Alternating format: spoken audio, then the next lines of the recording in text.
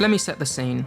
The Legend of Zelda Breath of the Wild, released 6 years ago, has been credited by many as being the best open world game of all time. Upon its release, it garnered perfect reviews and awards. There are very few games that have ever had its level of impact within the gaming industry, and as such, its unique themes are often imitated by other video games developers. Since Breath of the Wild, we've seen so many other companies have their shot at surpassing this legendary game, and yet to me, it still feels like the definitive best open world experience, largely due to how robust and innately fun its core mechanics feel.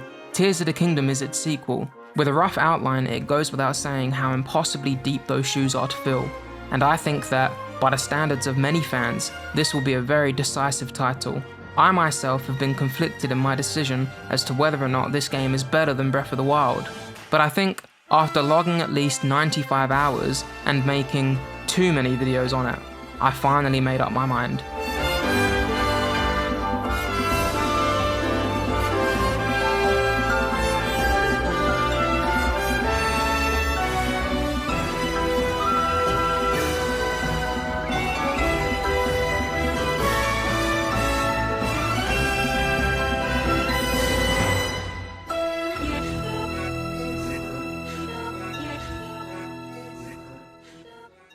In terms of its gameplay, Tears of the Kingdom doesn't just meet our expectations, but instead exceeds them. The new abilities have such an immense amount of depth that I'm certain each player will have a very personalised and unique experience of this game. This is further enhanced by the sheer freedom of choice you have when deciding what challenges to overcome, and more importantly, how to overcome them. In most cases, content within the game that slows down the pacing can often be ignored or skipped entirely. However, I believe that in order to have the best time playing Tears of the Kingdom, you should really engage with as much of it as possible. Especially in the earlier stages of my gameplay, I would spend a large amount of time just toying around with abilities like Fuse and Ultra Hand, which provides a seemingly limitless number of varied combinations to create unique weaponry and vehicle designs.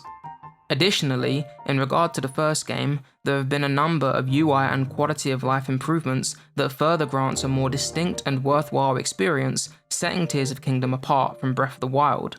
A couple of examples being how the map is now shown in loading screens, and also how you can look up and more easily manage the recipes you learn while cooking.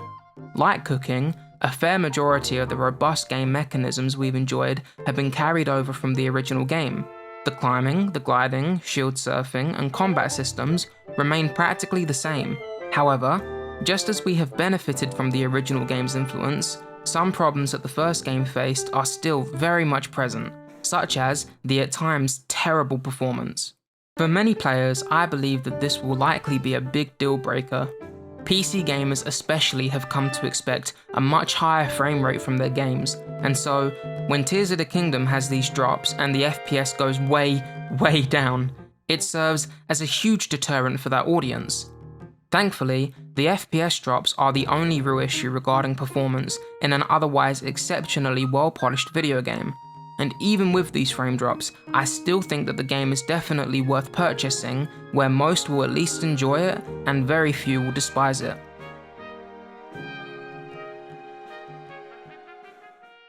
The biggest problem I see with this game is how it's structured.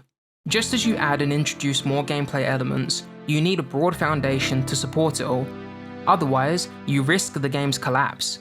Breath of the Wild was structured in a way that made me feel like, no matter which direction I chose to go in, I was always in the right place at the right time. Tears of the Kingdom, however, has achieved the complete opposite effect. I was constantly feeling out of place. To start with, Tears of the Kingdom is done no favours by being built from such a similar game world as Breath of the Wild.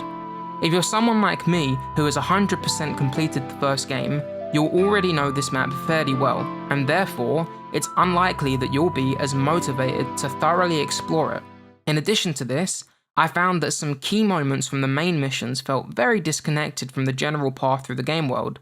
One of your first quests in the Zora domain is to reach Prince Sidon at Mipha's court, by which there's no clear, direct path to him, nor can you traverse the waterfalls by this point, as the dialogue instructs you to immediately go to Mipha's court.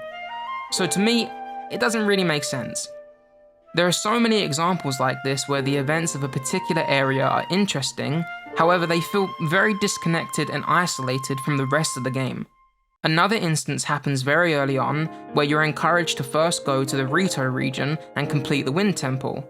However, by this point, you don't even have enough cold resistance to survive the harsher climate, and you're probably unable to afford the Rito armor. This breaks the early momentum of the game and is the first real point where I questioned if I should even be in that region.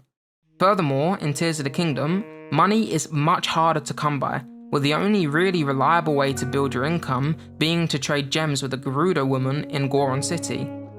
She will only trade once per gem variant up to Diamond, where she will then repeat this same request. However, diamonds are hard to come by, and you can no longer just trade Luminous Stones for them, which basically guarantees that you'll struggle to afford most things, making more of the optional side content feel mandatory.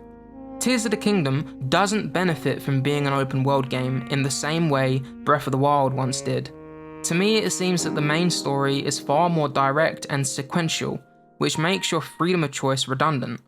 I think it would have been much better for this game to just properly direct you through a more linear experience instead of keeping the game completely open. In the first game, the only thing you really had to do was complete the Great Plateau, and then from that point, you could immediately fight Calamity Ganon if you chose to do so.